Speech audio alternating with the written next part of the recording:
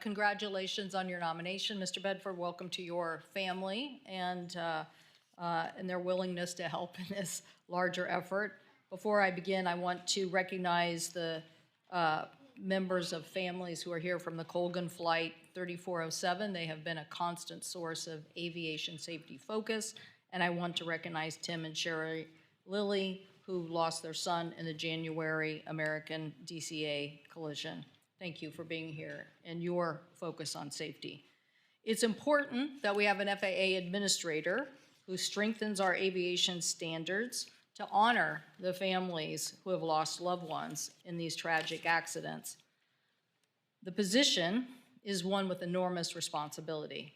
Every day, the FAA manages around 45,000 flights, ensuring the safety of over 2.9 million commercial airline passengers. The agency's fundamental mission is safety, ensuring the United States maintains the world's safety aviation system. The tragic mid-air collision in January between the Army Black Hawk helicopter and American Airlines Flight 5342 took the lives of 67 people and is a stark reminder what happens when the system fails. These failures underscore why we must have an administrator who is an unwavering champion for safety, who strengthens safety standards rather than seeking a way around them.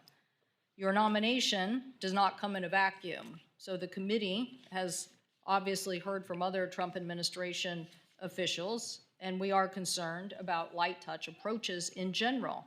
I can assure you that we need a hands-on approach, not a hands-off approach. We don't need someone changing the standards just because they think they can lower costs. As multiple high-profile aviation incidents have shown us, that prioritizing efficiency over safety leads to higher costs instead of doing the right thing the first time. So simply put, we need an administrator that my colleague and I agree on helps us get to the gold standard in the United States of America. Someone who's not looking for shortcuts, but is looking to restore this for the U.S. Congress passed the FAA reauthorization bill with overwhelming bipartisan support to strengthen safety, modernize our air traffic control system, and build a qualified workforce. We required the FAA to mandate 25-hour cockpit voice recorders, overhaul helicopter air tour safety regulations, requiring foreign maintenance repair stations to meet the same safety standards that we have in the U.S., and the law authorized $17 billion for critical air traffic control technology equipment upgrades. Given that, Secretary Duffy's plans to build off of that FAA law, I'm very interested in how you plan to implement that vision. While attention to upgrading our air traffic system is encouraging, recent outages at Newark made clear that the FAA needs an all-hands-on-deck approach. We are experiencing the serious loss of talent at the FAA, so I certainly don't agree with the administration's cutting of FAA officials. Senior FAA leaders are leaving, and the FAA has lost about 3% of its workforce.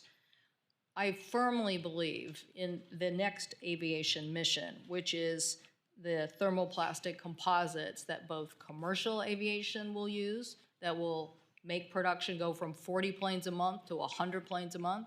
We need it for space, and we absolutely need it for national defense security. So I hope that the FAA can fill both these roles of safety and the future of aviation implementation. I look forward to hearing how you can fulfill these missions, and we want to know what you're going to do to strengthen the oversight of safety both here in the U.S. and internationally at ICAO. The United States needs to advocate for the highest safety standards on an international basis as well. You've spent an entire career in the airline industry, so we know you know the aviation business at Republic Airways. I do have concerns about the long opposition to the FAA's 1,500-hour rule finalized in 2013. You said that the rule, quote, does nothing to further the goal of increased flight safety, end quote. Since the 1,500-hour rule and the reforms that took place, fatalities have been reduced by 99% in the last 11 years.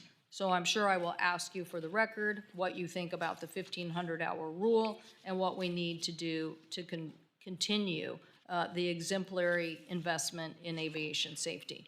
The DCA collision exposed multiple safety failures, including the Army Black Hawk helicopter not transmitting enhanced ADS-B out technology, unsafe flight routes for mixed traffic DCA, and a lack of FAA and Department of Defense coordination. That's why I introduced with my colleagues, Senator Duckworth, Klobuchar, Warnock, Kane, Warner, and Markey, legislation to ensure that the FAA has an effective integrated agency-wide safety management system to prioritize the reviews of airports and high-volume traffic. So I look forward to asking you about how you plan to strengthen this particular area of FAA oversight. So Congress has clearly prescribed a very proactive approach for the FAA oversight, not reactive. So this is the path forward, a stronger, more effective FAA. I look forward to discussing these issues with you. And again, congratulations on your nomination. Thank you. I will now turn to our colleague from Indiana, Senator Young, to introduce Mr. Bedford.